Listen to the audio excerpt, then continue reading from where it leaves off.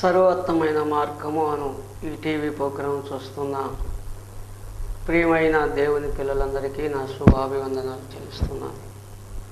పిల్లరా, ఎలా ఉన్నారు?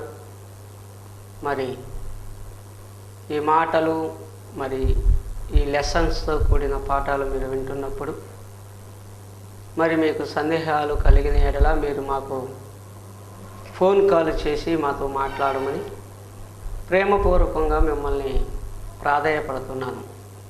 ప్రార్థన చేసుకుందాం. పరిశుద్ధుడైన మా దేవ, మహోన్నతుడైన మా కన్న తండ్రి, నీ సమృద్ధి కలిగిన నీ కృపను మా ఎడల కుమ్మరింపచేసి నీ ఎదుట నిలబడ్డ నన్ను నేను తగ్గించుకుంటూ నీ వాక్యాన్ని నిన్ను హెచ్చించటానికి కావలసినటువంటి సమయోచితమైన సహాయాన్ని నాకు ప్రసాదించమని నీ సన్నిధిలో ప్రాధేయపడుతూ బ్రతిమలాడుకుంటూ వేడుకుంటున్నాను. నీ కుమారుడు మా రక్షకుడైన క్రీస్తు నామమున అడిగి వేడుకొనుచున్నాము తండ్రి, ఆమేన్. క్రీస్తునందు ప్రియమైన సోదరి సోదరులారా, ఈరోజు మనం చెప్పుకునే పాఠము నీ దినముల లెక్క ఎంత అనే మంచి పాఠాన్ని లేక లెసన్ను మీ ముందుకు తీసుకురావటం జరిగింది. మానవ జీవితంలో మనిషి భూమి మీదకి వచ్చిన నాట నుండి ఎన్నో ఆలోచనలతో తన మట్టి మెదడుకు పదును పెట్టి మరి అనేకమైన వాటిని తెలుసుకోవాలనే ఆసక్తి పడుతున్న మనిషి తన గురించిన ఆలోచనలు మరిచిపోయినట్లుగా మనం ప్రపంచంలో ఉన్న వారిని మనం చూస్తున్నప్పుడు మనకు అర్థమవుతుంది. తన దినముల పరిమాణం ఎంతైనది. అసలు దేవుడు తల్లి గర్భములో తన దినాలను దేవుడు వ్రాసుకున్నాడన్న సంగతి ఈరోజు మనిషి యొక్క మనసులోనికి వెళ్ళని సంగతులు ప్రియులారా. ఇవే భూమి మీదకి వచ్చావు అనగానే నీకొక పద్ధతి దేవుడు నిర్ణయించాడని, వాటిని అతిక్రమించకుండా ఈ భూమి మీద నువ్వు బ్రతకాలేని ఆయన మరణ శాసనాన్ని వ్రాసి మనిషికి నీ భూమి మీదకి పంపించినప్పుడు ఆ దినముల పరిమాణం ఎంతైనది మనకు తెలియాలి. 60 సంవత్సరాల జీవితాన్ని మనిషికి ఇచ్చి తన జీవగ్రంథములో ఆ జీవిత కాలాన్ని వ్రాసుకొని ఈ భూమి మీదకి నిన్ను పంపించినప్పుడు ఆ 60 సంవత్సరాల జీవితములో ఈ భూమి మీద అట్టరిగిపోతున్న పాపం అనే బంధకాలలో మనిషి నిమగ్నమైపోయి పాప భూయిష్టమైన అనేక లోక ఆలోచనలతోనే వెంటాడుతూ తన జీవిత దినాలను ముగించుకుంటున్నాడన్న సంగతి ప్రపంచములో ఈరోజు వ్యవస్థ వైపు ఈ 2 కళ్ళు పెట్టి చూస్తున్నప్పుడు మనకు అర్థమవుతుంది. ఎక్కడో ఏయో ఉండాలని ఆలోచిస్తూ ఈరోజు సైన్స్ ప్రపంచం నక్షత్రాలలో ఏమున్నాయి, నక్షత్రాలలో ఉన్న వాటిని కనుగొనాలని ఆకాశపు వైపు చూస్తూ 3వ నేత్రముగా ఉన్న హబుల్ టెలిస్కోపును కనిపెట్టి ఆకాశం వైపు చూస్తుంది ఈ ప్రపంచ జ్ఞానులనుకున్నవారే. కానీ ఈ సమాజములో మనుషుల మధ్య ఏం జరుగుతుంది అని చూడటానికి హబుల్ టెలిస్కోప్ అవసరం లేదు ప్రియరా. ఈ 2 కళ్ళ చూస్తే హృదయం బరువెక్కిపోతుంది. ఎందుకు వచ్చాడు మనిషి, ఏం చేస్తున్నాడు మనిషి, ఏం జరుగుతుంది మానవ జీవితం పట్ల అని ఆలోచిస్తుంటే ఈ గుండె బరువెక్కిపోతుంది ప్రియులను. అందుకని సత్యాలు తెలియాలి ఈరోజు మనిషికి. 60 సంవత్సరాల జీవితాన్ని మనిషికి ఇచ్చినప్పుడు, ఆయుష్నిచ్చినప్పుడు ఈ ఆయుష్ కాలాన్ని ఎలా ఉపయోగించుకోవాలో అన్నది మనిషికి తెలియకపోతే తన జీవిత కాలాన్ని మరలా మనిషి తీసుకొని రాలేడన్న సంగతి మనకు తెలిసిన విషయమే కదా ప్రియులారా. ఈ లోకంలో ధనం అనేది లేకపోయినా, సంపాదించిన ధనం పోగొట్టుకున్నా మరలా తిరిగి తీసుకుని రావచ్చేమో, కానీ ఆయుష్ కాలాన్ని మనిషి పోగొట్టుకున్న తర్వాత ఆ ఆయుష్ను మళ్ళా ధనములాగా తీసుకుని రాలేము ప్రియులరా. అందుకని దేవుని వాక్యంలోనికి మనం వెళ్ళి చదివితే ఆదికాండం 25వ అధ్యాయము 7-8 వచనాలను మనం చదువుకున్నప్పుడు చదువుదాం. చూడండి, ఇలా వ్రాయబడింది. అబ్రహాము బ్రతికిన సంవత్సరములు 175 సంవత్సరములు. అబ్రహాము నిండు వృద్ధాప్యమున వచ్చినప్పుడు మంచి ముసలితనమున ప్రాణము విడిచి మృతి పొంది తన పితరుల యొద్దకు చేర్చబడెను. అబ్రహాము జీవితాన్ని మనం ధ్యానిస్తున్నప్పుడు అబ్రహాముకు దేవుడిచ్చిన ఆయుష్కాలం అంతా, తన దినాల్లో ఆయుష్కాలం అంతటిను సమృద్ధిగా బ్రతికినట్లుగా మనం చూస్తున్నాం. అబ్రహాము ఈ దేవుని పట్ల చేసిన కార్యక్రమాలు ఎన్నండి. అబ్రహాము గారు విశ్వాసులకు తండ్రిగా, దేవుని మాటను అంగీకరించిన వాడిగా, భూమి మీద ఒక దేశాన్నే స్వతంత్రించుకున్న అబ్రహాము కాదు. ఈ దేశం నాది కాదు, నేను ఈ భూమి మీద నేను పరదేశిని ఆలోచిస్తూ, పునాదులు వేయబడిన పరలోక పట్టణము కొరకు ఎదురు చూస్తూ, నాకు పరలోక పట్టణం కావాలని ఎదురు చూసిన ఒక మహా మనిషి అండి అబ్రహాము గారు, ఒక నీతిమంతుడు. అందుకని అబ్రహాము గురించి వ్రాసిన దినములు మనం చూసుకుంటే అబ్రహాము బతికిన సంవత్సరములు 175 సంవత్సరములు. అబ్రహాము నిండు వృద్ధాప్యమున మంచి ముసలితనమున వచ్చినంత వరకు ముసలితనమున ప్రాణం విడిచాడు. ప్రియులారా, అబ్రహాము చేసిన కార్యక్రమాలు మైలురాళ్ళ వలె మన కళ్ళ ముందు బైబిల్ గ్రంథములో వ్రాయబడిన మాటలు అబ్రహాము గురించి చదువుతున్నప్పుడు భక్తిపరులుగా, ఎంత భక్తిపరులుగా బ్రతికారు అబ్రహాము గారు. అలాగని ఇస్సాకు గారు కూడా 35వ అధ్యాయం ఆదికాండం 28వ వచనాన్ని మనం చదువుకున్నప్పుడు ఇస్సాకు బ్రతికిన దినములు 180 సంవత్సరములు. ఇస్సాకు కాలము నిండిన వృద్ధుడై ప్రాణము విడిచి తన పితరుల యొద్దకి చేర్చబడి. ఒక ఇస్సాకు ఎలాంటి జీవితాన్ని జీవించాడు. వాళ్ళకిచ్చిన జీవిత కాలాన్ని ప్రియులారా వాళ్ళు అనుభవించినట్లుగా మనకు అర్థమవుతుంది కదా.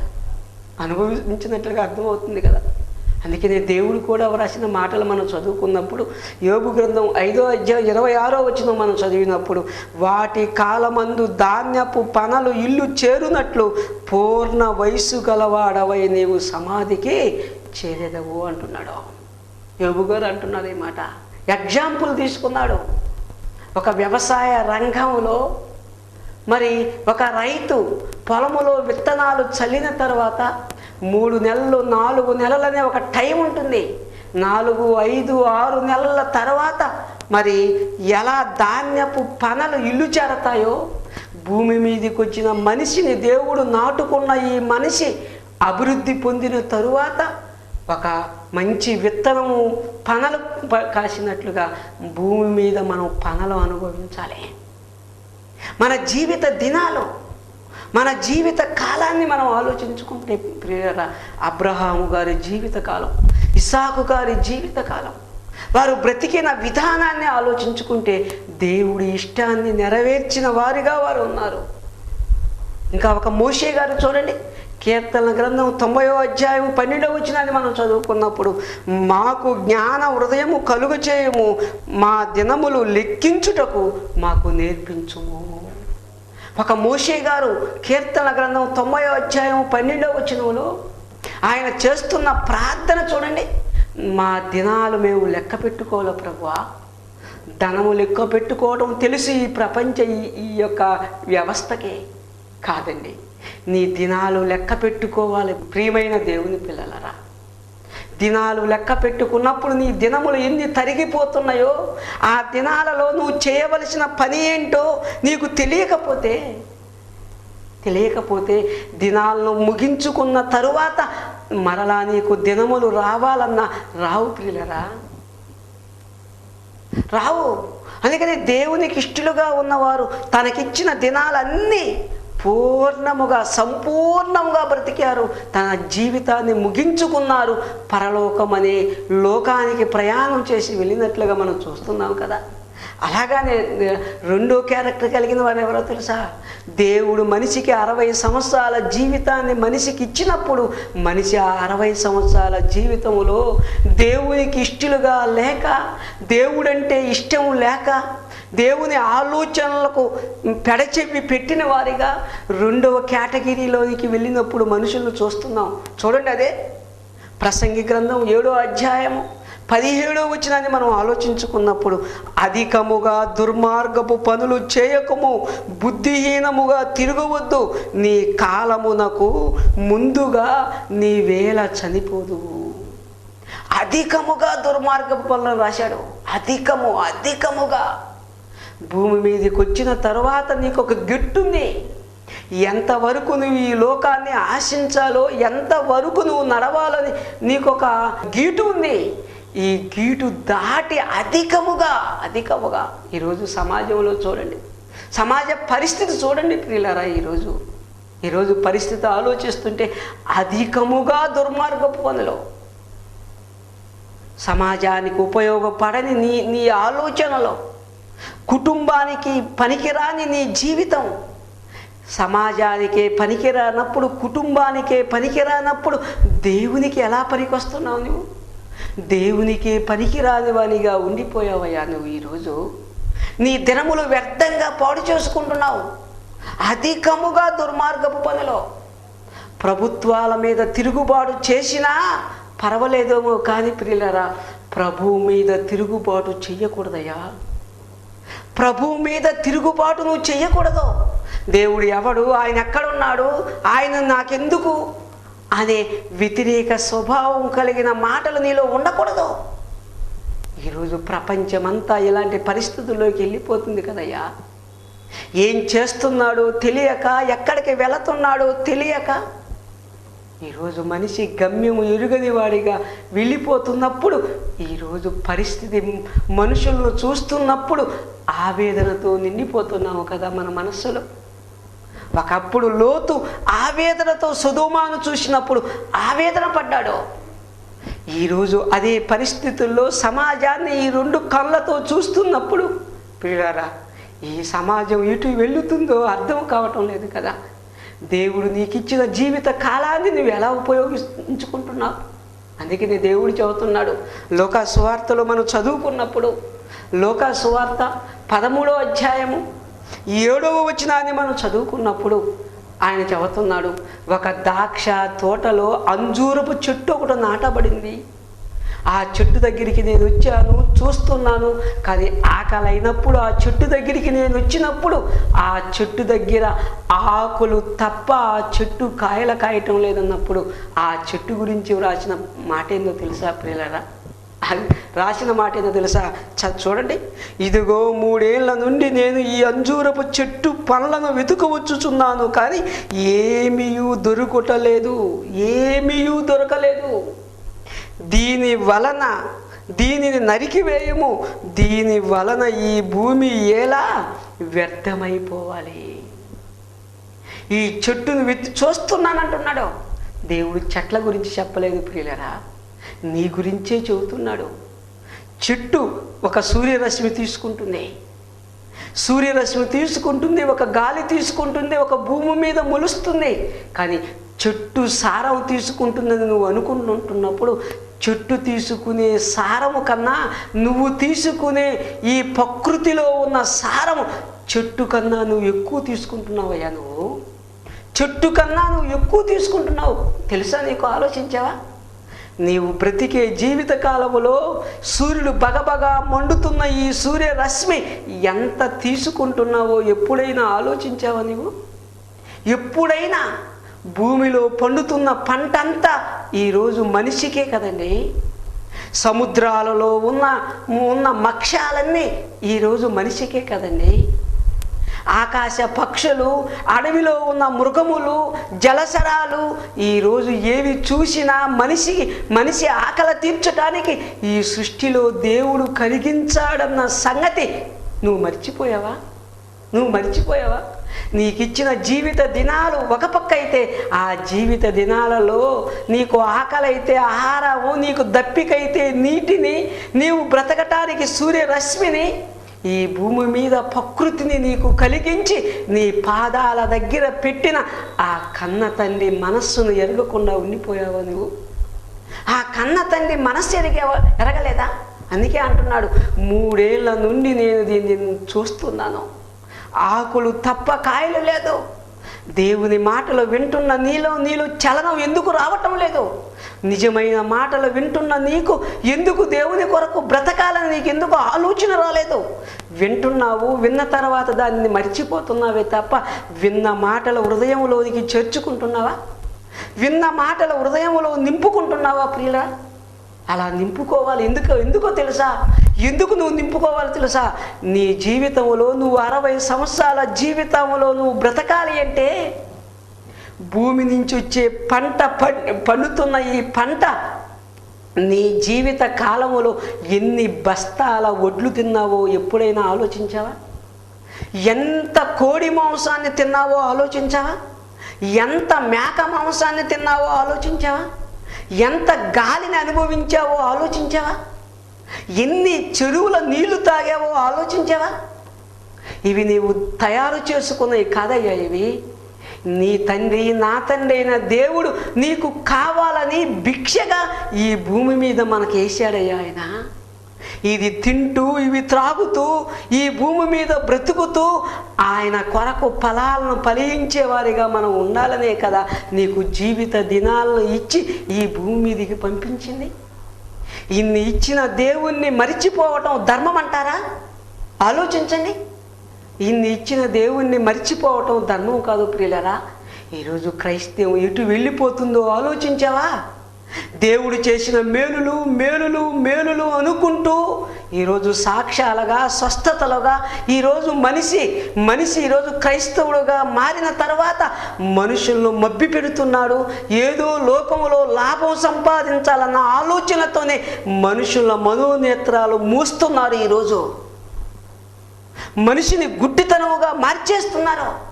నీకు దేవుడు ఎన్ని మేలులు చేశాడో ఒక్కసారి పెన్ను కాగితం చేత పట్టుకొని నువ్వు రాయటం మొదలుపెట్టు. తల్లి గర్భము నుండి భూమి మీదకి వచ్చిన నాట నుండి నీకు దేవుడు ఎన్ని మేలులు చేశాడయ్యా. నీకు అమ్మనడుగు, నాన్ననడుగు. అమ్మ, నేను చిన్నప్పుడు నా పట్ల దేవుడు ఏం చేపించాడంటే అమ్మ ఏం చదువు తెలుసా? బాబు, ఇదిగో నువ్వు బ్రతుకుతావని అనుకోలేదురా మేము. నువ్వు బ్రతుకుతావని అనుకోలేదు మేము. నీకు రోగం వచ్చింది, బ్రతుకుతావు అనుకోలేదు, నిన్ను చూసి బాధపడ్డాం. కానీ ఎలాగానో బ్రతికావయ్యా నీవు. ఎన్ని సంగతులు చెప్పమంటావు ప్రియులారా మన జీవితాలలో? పుట్టిన నాట నుండి మన జీవితం ఇంతవరకు ఎన్ని మేలులు చేశాడో ఒక్కసారి నీవు పెన్ను కాగితం పట్టుకొని రావి. నీ పట్ల దేవుడు నీకు చేసినాయి. కానీ మరొక పక్క నువ్వు దేవునికి ఏమి చేశావో పెన్ను పెట్టి రాయి. కదులుతుందేమో పెన్ను. ఒక క్యాసెట్ ఇతరులకు వినిపించావా? ఒక సేవకుని పిలిపించి నీ ధనాన్ని పెట్టి ఇతరులకు దేవుని మాటలు వినిపించావా? నీ సాక్ష్యం ఎందుకయ్యా? నీ స్వస్థత ఎందుకో జీవితంలో ఆలోచించు ఒకసారి. నీకు దేవుడు చేశాడు అనుకుంటున్నావు, కానీ దేవుడికి నువ్వేం చేశావు? దేవుణ్ణి నేను నమ్ముకున్నానంటున్నావు. దేవుణ్ణి నువ్వు నమ్మటం కాదు ప్రియులరా, దేవుణ్ణి నువ్వు నమ్ముకోవటం ఏంటి? 750 కోట్ల మంది 280 దేశాలలో ఉన్న ప్రజలందరూ దేవుణ్ణి నమ్ముకున్న వాళ్ళే అవసరాలకే. కానీ దేవుణ్ణి నువ్వు నమ్ముకోవటం కాదు, దేవుడు నిన్ను నమ్మాలి. 60 సంవత్సరాల జీవిత కాలాన్ని నేను ఇచ్చినప్పుడు నా కొడుకు ఎలాంటి వాడు అని నిన్ను చూసినప్పుడు ఆయన ఉప్పొంగిపోవాలి. ఆయన హృదయం, ఆయన మనసు ఉప్పొంగిపోవాలి. ఒక దావీదు గురించి చదివిన మాటలు మీకు తెలియదా? నేను యెషయా కుమారుడైన దావీదును ఏర్పరచుకున్నాను, అతడు నా ఇష్టానుసారుడైన మనుష్యుడు అన్న సంగతి మనం చదువుకోలేదా?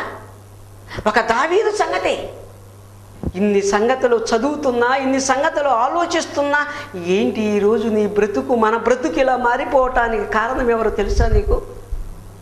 ఎందుకు నీ మనోనేత్రాలు గుడ్డితనంగా మారిపోయాయి? ఏది నువ్వు వినాలో, ఏది నీకు చెప్పాలో ఈరోజు మనుషులు చెప్పటం లేదయ్యా.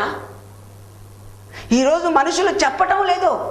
నువ్వు బాగా బ్రతుకుతావు, దేవుడిని నమ్ముకోమంటున్నావు. అలా కాకుండా నేను బాగా బ్రతుకుతున్నాను, దేవుడు బాగా నన్ను ఆశీర్వదించాడు, నాలాగా నువ్వు ఆశీర్వదించబడతావని చెబుతున్నారే కానీ నీకు మరణం అనేది ఒకటి ఉంది. నీకు మరణము తర్వాత నీ బ్రతుకు ఏమైపోతుందో అన్న సంగతి నీ మనసులోనికి తెచ్చేవాళ్ళు ఎవరన్నా ఉన్నారా? ఎవరున్నారండి? ఈరోజు ఆశీర్వాదాలని ఈరోజు అట్టడిగిపోతుంది ఈ ప్రపంచ వ్యవస్థలో. ఈరోజు క్రైస్తవుడు అనుకున్న ప్రతి వ్యక్తి ఆశీర్వాదాలతోనే పునాదులు కడుతున్నాడు. ఆ పునాదుల మీదనే ఉండకుండా శిథిలమై పాతాళంలోనికి వెళ్ళిపోతున్నాడు. ఆశీర్వాదం కాదయ్యా, మరణము తర్వాత మరొక జీవితం ఉంది, అది నీకు ఆశీర్వాదం. నీ ఆశీర్వాదం ఏంటో తెలుసా? భూమి మీద ఆశీర్వాదాలు ఏంటి అయ్యా? నిన్ను దేవుడు పేదవాడిగా చేయలేదే, అన్నపు మెతుకులు లేకుండా నిన్ను బ్రతికించటం లేదే, గాలి ఇవ్వటం లేదా, నీరు ఇవ్వటం లేదా, ఆహారాన్ని ఇవ్వటం లేదా? నీకేం తక్కువ చేశాడు దేవుడు? కానీ నువ్వే దేవుడికి తక్కువగా ఉండిపోయావు కదా. నువ్వే దేవుడికి తక్కువగా ఉండిపోయావు ప్రియులరా. ఎప్పుడైనా నువ్వు ఆలోచించావా ఈ సంగతి? దేవుణ్ణి నమ్మాను అనుకుంటూ నాకు ఇది చేశాడు, అది చేశాడు దేవుడు అని చెప్పుకుంటూ నీ జీవిత దినాలను ముగించుకుంటున్నావే కానీ నా దేవునికి నేనేం చేశాను? ఒక చక్కని మాటలు ఇతరులను పిలిపించి నేను చెప్పిస్తున్నానా? ఒక క్యాసెట్ ఇతరులకు చూపించి మరణం అనేది మనిషికి ఉంది, నీ ప్రయాణం సిద్ధం చేసుకోమని ఎవరికైనా చెప్పగలుగుతున్నావా? ఎవరికైనా చెప్పగలుగుతున్నావా ప్రియులారా? ఒక్కసారి నీ జీవితాన్ని నువ్వు ఆలోచించుకుంటే దేవుడు నీ మీద పెట్టుకున్న ఆలోచనలు ఎన్నో నీకు తెలుసా? చూడండి, కీర్తనల గ్రంథం 40వ అధ్యాయం 5వ వచనం, యెహోవా నా దేవా, నీవు నా ఎడల జరిగించిన ఆశ్చర్య కార్యములు, నా ఎడల నీకున్న తలంపులు బహు విస్తారమైనవి. దేవుడు మన మీద పెట్టుకున్న తలంపులు ప్రియులారా, ఆయన తలంపులు లెక్క పెట్టగలవా నువ్వు? లెక్క పెట్టలేనన్ని తలంపులు నీ మీద ఆయన పెట్టుకుంటే ఆ తలంపులను మనం ఏం చేస్తున్నాం? ఆయన కళలను మనం ఏం చేస్తున్నాం? ఆయన కళలను మనం పండించాలే కానీ ఆయన కళలను మనం భూస్థాపన చేస్తున్నాం ప్రియులారా. ఈరోజు ఎన్ని పెట్టుకున్నాడో తెలుసా నీ మీద ఆయన? కీర్తన గ్రంథం 139వ అధ్యాయము 17వ వచనం మనం చదువుకుంటే, నా దేవా నీ తలంపులు నాకెంతో ప్రియమైనవి, వాటి మొత్తం ఎంత అయినది, వాటిని లెక్కించననుకుంటున్నా అవి ఇసుక కంటే లెక్కకు ఎక్కువై ఉన్నవి. నీ మీద పెట్టుకున్న తలంపులు, దేవుడు నీ మీద పెట్టుకున్న ఆశలు, భూమి మీదకి వెళ్ళిన తర్వాత నా కుమారుడు ఇది చేయాలి, అది చేయాలి, నా కొరకు బ్రతకాలి, ఎన్ని కోరికలు, ఎన్ని తలంపులు పెట్టుకున్నాడంటే దావీదు గారు లెక్క పెట్టి ఏమంటున్నాడు తెలుసా? నేను లెక్క పెట్టలేనయ్యా. గంట చెప్పే సాక్ష్యంలో ఆ తలంపులు ఉండవు. ఎక్కడుంటాయో తెలుసా? ఆయన తలంపులు లెక్క పెట్టాలనుకున్న దావీదు ఏం చెబుతున్నాడు తెలుసా? ఒక ఎగ్జాంపుల్ చెబుతున్నాడు. ఏంటో తెలుసా? ప్రపంచములో ఉన్న ఇసుక అంతా తీసుకొచ్చి ఒక కుప్పలా పోసినా, ఆ ఇసుక రేణువులను లెక్క పెట్టినా అంతకంటే దేవుని తలంపులు ఎక్కువగా ఉన్నాయి ప్రియులారా నీ మీద. అంటే నిన్ను దేవుడు ఎంత ప్రేమించాడో ఆలోచించగలవా నీవు? ఆయన ప్రేమను అర్థం చేసుకోగలవా? నీకు ఇచ్చిన జీవిత దినాలను లెక్క పెట్టుకుంటున్నావా? ఏంటి నా జీవిత దినాలు 10 దాటిపోయినా నేను ఎక్కడ ఉన్నానో? నా దేవునికి నేను ఇష్టడిగా చేస్తున్నానా? దేవుడు లెక్క పెడతాడన్న సంగతి నువ్వు ఎప్పుడైనా ఆలోచించావా ప్రియుడా? దేవుడు లెక్క పెడుతున్నాడు. లెక్క ఉంది నీ జీవితానికి, లెక్క ఉంది. లెక్క లేకుండా ఈ భూమి మీద నువ్వు బ్రతికినా దేవుని దృష్టిలో నీ బ్రతుకుకు, నీ శరీర జీవిత కాలానికి ఒక లెక్క రాసి ఉంది. దేవుడు మర్చిపోవద్దు. నీకు తెలుసా? ఒంగోలులో మరి ఒక ఇంటిలో మరి దొంగలు పడ్డారు. దొంగలు పడ్డప్పుడు ఏం జరిగిందో తెలుసా? దొంగలు పడ్డారు, ఆ ఇంటిలో ఉన్న మరి బంగారాన్ని దోసుకున్నారు. పోలీసులు వచ్చారు. వచ్చిన తర్వాత దొంగలు ఈ ఇంటిలోకి వచ్చారు. దొంగలు ఈ ఇంటిలోకి రావాలంటే ఏం పగలగొట్టి వచ్చారు? కిటికీలను పగలగొట్టి వచ్చారు. కిటికీలను పగలగొట్టారు. కిటికీలను పగలగొట్టినందుకు ఇన్ని సెక్షన్ అంకెలేసాడండి. ఇన్నో సెక్షన్, ఇదిగో 102వ సెక్షను, 105వ సెక్షను, 144వ సెక్షను, అంకెలండి, అంకెలు. ఇదిగో 102వ సెక్షన్ ప్రకారం కిటికీలు పగలగొట్టినందుకు ఇన్ని రోజులు ఇతనికి శిక్ష. ఆ కిటికీలు పగలగొట్టుకున్న తర్వాత ఏం చేశాడు? ఇంటిలోనికి వచ్చాడు. ఇంటిలోనికి వచ్చినందుకు ఇన్నో సెక్షన్ ప్రకారం ఇతనికి ఇంత శిక్ష. ఇంటిలోనికి వచ్చిన తర్వాత ఏం చేశాడు? తిరుగుబాటు చేశాడు. తిరుగుబాటు చేసినందుకు ఇన్ని రోజుల శిక్ష. చూడండి. తర్వాత ఇంటిలోనికి వచ్చి బీరువా పగలగొట్టి బంగారాన్ని తీసుకున్నాడు. బీరువా పగలగొట్టి బంగారాన్ని తీసుకున్నందుకు ఇంత శిక్ష. శిక్షలన్నీ కూడికేస్తే ఇతనికి ఇన్ని సంవత్సరాలు జైలు శిక్ష. ఆలోచించండి ప్రియులరా, ఒక్కసారి ఆలోచించండి. అందుకే ప్రియులరా, మనిషికి దేవుడు జీవిత కాలాన్ని ఇస్తే జీవిత లెక్కలు నువ్వు మర్చిపోయావేమో కానీ దేవుడు మర్చిపోలేదో. అందుకే అంటున్నాడు దేవుడు 2 కొరింథీ 5వ అధ్యాయం 10వ వచనంలో తెలితే, ప్రతి వ్యక్తి క్రీస్తు న్యాయ పీఠము ఎదుట నిలబడాలి. తన దేహముతో చేసిన ప్రతి కార్యక్రమానికి ఒకరోజు దేవుడి దగ్గర నీకు తీర్పు ఉంది ప్రియులరా. అందుకని నీ జీవిత దినాలు ఎలా, నీ దినపు లెక్కలు ఎలా నువ్వు లెక్క పెట్టుకుంటున్నావు, అవి దేవుడు లెక్క పెట్టుకుంటున్నారన్న సంగతి నీ మనసులోనికి తీసుకురా ప్రియులరా. అందుకే ఆలోచించండి. ఈరోజు ఆలోచించు ప్రియులరా. ఎందుకు ఈ మాటలు చెబుతున్నానంటే మీ మనస్సును బాధ పెట్టడానికి కాదు, కానీ మరణం అనే మాట మనిషికి చెప్పినప్పుడే వారి జీవితాలను సరిచేసుకోగలరు. దేనికి భయపడపోయినా మనిషి మరణానికి భయపడాలి. అందుకే ప్రియులారా, మరణం నుంచి మనిషి తప్పించుకోవాలంటే నీ జీవిత దినాలను లెక్క పెట్టుకో. ప్రార్థన చేసుకుందాం. పరిశుద్ధుడైన మా దేవ, మహోన్నతుడైన మా కన్న తండ్రి, ఇదిగో మనిషి జీవిత దినాల లెక్క ఎంతో అన్న ఈ సబ్జెక్టు మేము వినిపించాం.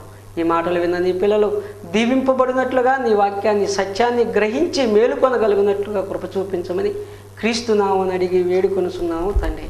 ఆమేన్.